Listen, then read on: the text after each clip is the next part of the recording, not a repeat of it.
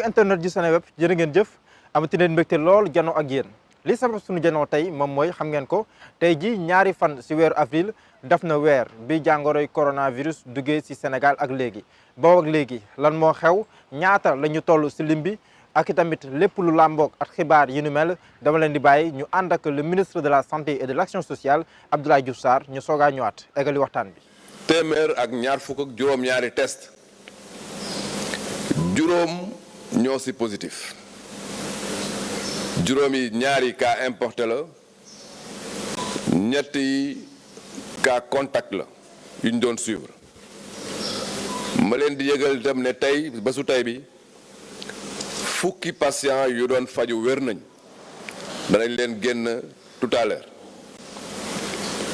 ñu yëgal ne malade yi nekk ci hôpital yi faju seen yaram mi ngi yëg tan bu ñu xaymee tey ba ñu commencé ak léegi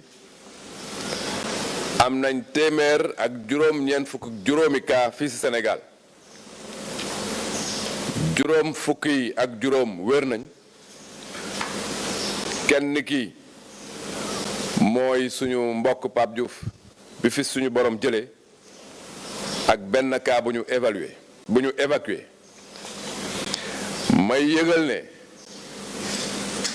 fi mu nekk ni téeméer ak fanweer ak juróom-ñett ñoo nekk ci hôpital di faju ministère de la santé et de l'action sociale mi ngi leen di demander ngeen continuer di respecter consigne li leen jox pour que xeex bi ak coronavirus bi ñu mën ko gagner. gannaaw bi ñu dégloo tamit le ministre Abdoulaye Diouf Sarr ak xibaar yu am solo yi nga xam te nii joxe na ko dama leen di bàyyi rek tam ñu déglu ki nga xam te nii moom mooy Amadou Sall moom mooy jiital Institut Pasteur ma leen di fàttali mbokk yi ndëkk li ëpp solo si test yi ñuy def maanaam di càmbar doomu aadama yi ngir xam ndax ñu ngi at doomu jàngoro yi coronavirus waaw wala déet Institut Pasteur moom moo koy def dañu koy déglu moom tamit indi na ay leeral yu am solo jëm si weer bu njëkk gannaaw bi coronavirus duggee si réewum Sénégal. li nu mën a wax mooy tey mooy weer depuis ñu cas confirmé ñu njëkk détecté ki am feebar bi mu doon le 2 mars moo tax ñu mën a wax rapidement nag ni ci wàllu bi balaa ñu identifier feebar bi premier cas bi nga xam ne dañ ko doon suspecté mi ngi nekkoon 26 février 2020 boobu ba léegi nag Institut Pasteur testé na juróom-ñaari téeméer ak fanweer ak juróom-ñeent échantillon test yooyu mi ngi ko def si ñoo xam ni dañu gis ni dañu am feebar bi ñu war leen hospitaliser leen topp ñoo xam ne dañu yaakaar ni dañu am feebar bi ñu indi leen pour ñu seet leen muy lu ñuy wax cas suspect ak ñoo xam ni dañu nekkoon contact bu jege ñoo xam ne dañu am feebar ñu naan ko contact à haut risque bu ñu xoolee liggéey boobu yépp mi ngi permettre ñu identifier téeméer ak juróom-ñeenti fukk ak juróomi cas yoo xam ni tey xam nañ ni am nañu feebar bi ci wàllu test lii ma lim léegi ci test yi ñu def muy juróom-ñaari téeméer ak fanweer ak juróom-ñeent boo ko xoolee depuis début bi dafa mel na bu ñu doon def li tubaab naan moyenne bés bu nekk testé nañu 53 muy juróom fukk ak ñett échantillon waaye loolu dafa am ay bés yoo xam ne lu néew la ñu testé bés bi mu gën a néew ñoo ngi testé benn échantillon bés bi mu ëpp testé nañu ñaari téeméeri échantillon ak fukk ak benn loolu dinu indi ci wax ni Institut Pasteur bés bu nekk mën na testé juróom téeméeri test ci bés bi donc capacité yi des na rax ci dolli ñoo ngi liggéey pour yegg 1000 tests muy junni test bés bu nekk loolu li muy indi mooy jumtukaay ak capacité yi dañ ciy taxaw pour que lu ñu soxla ci test rek ñu def ko fi Sénégal toll ci liñ ci xam ak expert yeeg li xam ci li xew ci yeneen dëkku àddina yi aajowul ñuy testé képp kuy sénégalais parce que loolu dëktuwul Dakar rek 4 millions nit a ngi fi dëkk bu ñu bëggoon testé ñëpp du sotti stratégie bi fi am te muy stratégie bi nga xam ni moom lañu war a doxal moom méngoog li fi xew moo di ku nu yaakaar ni da nga am feebar bi nga am mandarga feebar bi ñu prélever la indi prélèvement bi Institut Pasteur ñu testé la ñaareel ba ku nu yaakaar ni jege nga koo xam ne dafa am feebar bi ba am na risque ñu prélever la loolu actuellement mooy stratégie bi war mooy stratégie bi experts yi dëggal fi ñu toll ci feebar bi. gannaaw moom mi tamit ki nga xam te ni moom mooy docteur Abdoulaye Bousso jiital centre des opérations d'urgence sanitaire ci ministère de la santé et de l'action sociale moom mi tamit becc na ay kàddu waaye tamit dafa gën a ñaaxaat ak a soññ ak a jàññ doomu aadama yi bu baax rawatina doomu Sénégal yi ngir ñu gën a sàmmonteeg digle yi. lii waral loolu moom mooy ci ay gëtam jàpp na ne bu ñu defut loolu mën na tax mbir mi dina gën a métti ci réewu Sénégal dama leen di may ñu déglu docteur Abdoulaye Bousso ñëwaat ci plateau. li am solo mooy ñeent ñi may wax ñi nga xam ne ci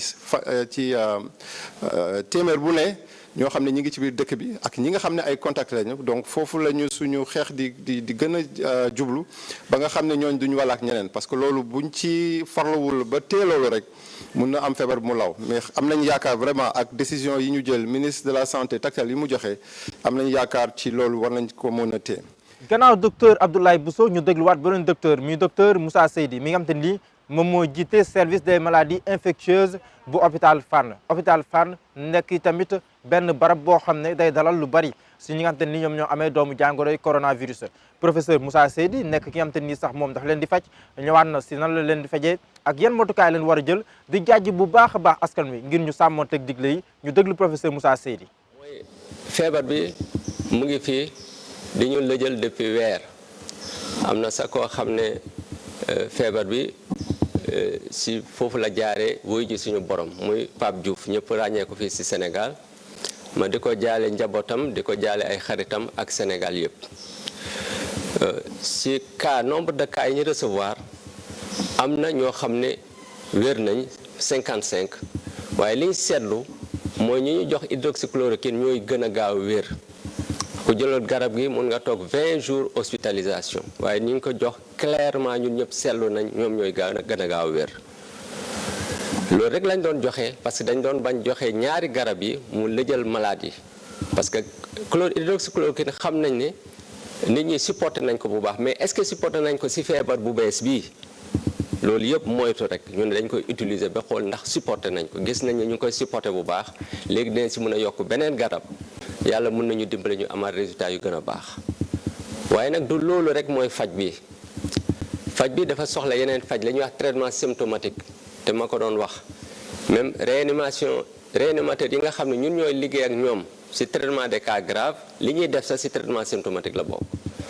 malade bi mun nañoo am yeneen feebar soo ko fajaalewul feebar yooyu mun na décompenser mu yóbbu malade bi ay complication mun na am war nga prévenir complication yi gàttandu xam noo koy jëlee en charge kon faj bi dafa am lu bëri loo xam ne def ci war a ànd waaye nu munta demee guerre bi pour gagner ko du faj bi fagaru bi la il faut nit ñi jàpp loolu ñaareel bi ñu xam aussi ne garab yi nit ki war a ko jël di ko jox sa bopp loolu moom lu dangereux la si ñu koy def pour l'instant si liñ si xamagum garab bi utilisation médicale loolu rek la war a nekk. mbokk yi ni nga ko gisee noonu la waaye tam yell na bu baax a baax gannaaw weer bi fi coronavirus duggee ba léegi ñu taxaw seetlu rawati la fàttali leen 2 mars bi nga xam te ni si leen jóge si leen wàññi woon cas bu njëkk si coronavirus te tamit benn doomu France indi woon ko si jamono di jox ñu koy nemmeeku ay benn ñaar waaye tamit am tiitaange bu gën a ñëw ndaxte amoon na benn moodu bu ñëwoon si Sénégal ànd ak doomu jàngoro ji rawatina foofu noonu sa Touba mu jur ay njàqare yu rëy waaye tamit gannaaw bi ay fan weesoo circonscrire nañ maladie bi foofule ñëpp ñoo xamante ni ay cas contact leen maanaam ñoo xamante ni amoon nañ jegante ak ñoom ñu jël leen toppatoo leen ba ñeen ñi nga xamante ni sax amoon nañ ko ñu bëri foofu noonu si Touba ñu ngi wér gannaaw Touba sa jamono jooju moom moo nekkoon épicentre bi mel na ni fu mu toll nii épicentre bi dafa tuxu fii si Ndakaaru ndaxte bu si xayma rek si ay lim Dakar Ouest fu mu toll nii mi ngi am 52 cas Dakar Sud mi ngi am 38 cas Dakar Centre mi ngi am 10 cas Dakar Nord mi ngi am 6 cas Rufisque 6 cas Pikine 6 cas waaye tamit Guédiawaye mi ngi am juróom benn cas Diamniadio am na ñaar Mbao am na ñaar Sangalkam am na ñaar Yëmbal am na ñaar li misaal la rek pour wax leen dëgg fu mu toll nii moom Ndakaaru moom moo ëpp ay cas ci Sénégal waaye tamit day baax yi tamit ñu fàttali leen bu baax a baax gannaaw bu ñu waxee ci Dakar Ouest te itam Wakaam bokk ci zone Dakar Ouest fu mu toll nii ñu ngi fiy wàññi gannaaw bi ñu fa waxee woon barki démb am na juróom-ñeenti cas mel na ni cas yi dafa yokk lool te loolu tamit dafa dëppoog lool ndénkaan yi nga xamante nii kilifaay bokk moomeelu bu Wakaam joxoon nañu ko di Samba Bathily Diallo si benn waxtaan boo xam ne sekkoon nañu ko at moom ñu may leen ngeen déglu ko ñu ñëwaat. waaw damay wax ne juróom-ñeenti cas yi dëgg la ëpp na juróom-ñeenti cas nag c'est plus de 9 cas. plus de 9 cas leen recensé Wakaam fu mu toll nii. waaw loolu moo am. mbokk yi xam ngeen nag gannaaw wéegu yaram yi tamit doomu jàngoro coronavirus am na ay jeexital yu bëri rawatina si wàllum koom te tamit boo leen si gën a bëgg am leen leer sax ñu leen di woowaat bu baax ngeen dem dégluwaat ak a seetaan waxtaan yi nga xam ne nii sekkoon nañ ko at ay kilifa yu bëri ñu mën see lim rek ku mel ni Mamadou Ndione nga xam ne moom moo jiite conseil sénégalais des chargeurs mi ngi doon ñëwaat bu baax a baax si jeexital yi nga xam te nii coronavirus am na ko si wàllum koom si Sénégal dinañ leen mayaat tamit ngeen déglu ki xam te nii moom mooy ministre Aliou Sarr mi jiite lépp lu jëm si wàllum tourisme ak dem ak dikk rawatina si jaww ji tamit moom dina ñëwaat si impact bi nga xam te nii am na ko si wàllu woowule te tamit ñuy fàttali ne que mbirum tourisme ak transport aérien dañoo indi koom bu bëri si réew mi waaye tamit am na jeexital yoo xam ne am na ko si waaye taxul rek kilifa yi toog di seetaan am na ay motukaay yu nu jël ñu ñëwaat ni tamit bu baax a baax si ay ndogal yoo xam te ni président Macky Sall jotoon na kaa jël gannaaw bi mu njëkkee wax ak askan wi ñu bëri jàppoon na tamit jotoon na mu wax ak askan wi président Macky Sall dafa génnoon wax ni tamit dañuy tere lépp lu jëm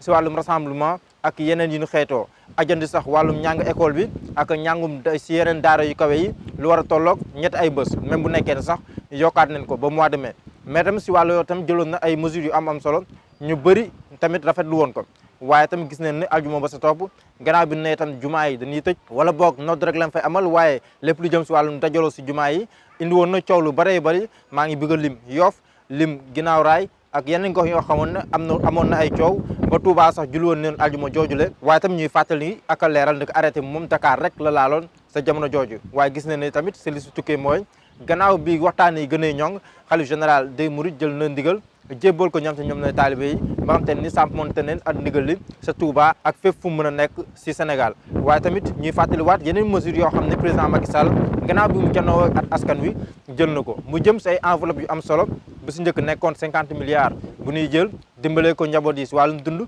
ñu yokk si beneen 19 milliards te tamit mu dëppoog bu baax a baax càkkutéefi ku mel ni Ousmane Sonko jàppoon ne loolu dafa néew lool waaye tamit président Macky Sall waxoon ne dina am lu mu néew julli milliards 1000 milliards boo xam ne nii benn fonds la boo xam ne da nga koy jagleel force Covid 19 maanaam force bi nga xam ne dina ko fi teg ngir xeex lépp lu jëm si wàllum Covid 19. ami tamit 200 milliards yoo xam ne tamit dafa laale woon ak remise partielle fiscale boo xam ne da nga koy dimbale kër liggéeykaay yi. ak yeneen i koppar yoo xam ne tamit président Macky Sall yëkki woon na ko ngir dimbali ñëpp ñoo xam ne nii soxla nañ ko rawatina xeex wàllum coronavirus bi nga xam te nii day am ay jeexital yu bëree bëri rawatina si wàllum koom ñu bëri seen liggéey dina taxaw ñu bëri tamit kon dinañ yitewoo wàllum ndimbal ñu leen di fàttali ne fu mu toll nii moom fond bi nga xam te nii moom leen dégagé woon ni tamit pour xeex wàllum Covid 19 mi ngi tolloon si 64 milliards waaye bokkul dara ak li nga xam te nii lim nañ ko sànq say lim ñuy fàttali ne tam si diggante bi am na ay mbir yoo xam ne am na ñu jàpp ne mënoon naa taxal wàllum communication bi lu si mel nii kenn ku ñu jàpp ne que faux médecin la doon def ay test si wàllum coronavirus ak yu ni mel te itam mu mënoon a jur jëyee kooku ay mbiram léegi si kanamu yoon te itam Mamadou Dione bi ñu sekkee mu waxtaan waxoon na ne fu mu toll nii moom loolu mënut a xajamal dara si cere bi nga xam te nii moom leen siim jëm si wàllum xeex lépp lu jëm si Covid 19 ñu déglu ko ñëwaat. xam nga souvent aussi il faut ñu xam ne nit ku def tooxi doonam fële moom la war a engagé d'abord moo tax bu ñu désaxé débat bi actuellement mooy nañu xeex feebar bi ci biir xeex boobu ku ci def loo warul def ñu simpi la teg fële nga dem lijjanti sa bopp n'est-ce pas mais tey jii bu même le fait que ñu naan fii la bokk ak fee la bokk nañ jàpp ne ku def la mu def nit nga koo xamante ne war nañu xoolaat même psychologiquement ban façon nit nga parce que mënuma comprendre doomu aadama nit ngi nekk ci ay détresse nekk ci ay jafe-jafe li ñu wax ne moom la def nit di ko def donc loolu c'est un acte criminel loo ci mënti wax te li ëpp solo rek mooy nañu concentré wu ci xeex feebar bi ndax les faits divers yooyu ciy am mënul ñàkk dans l'évolution d'une chose mais li ëpp importance mooy aujourd'hui citoyens yi nañu jàpp ne nañu xeex ku ci nekk ci ñun pour feebar bi jóge fi mesures yi état bi jël c'est des mesures salutaires et l'état aussi mesures yi mu jël également en termes de mobilisation de ressources pour accompagner l'économie du pays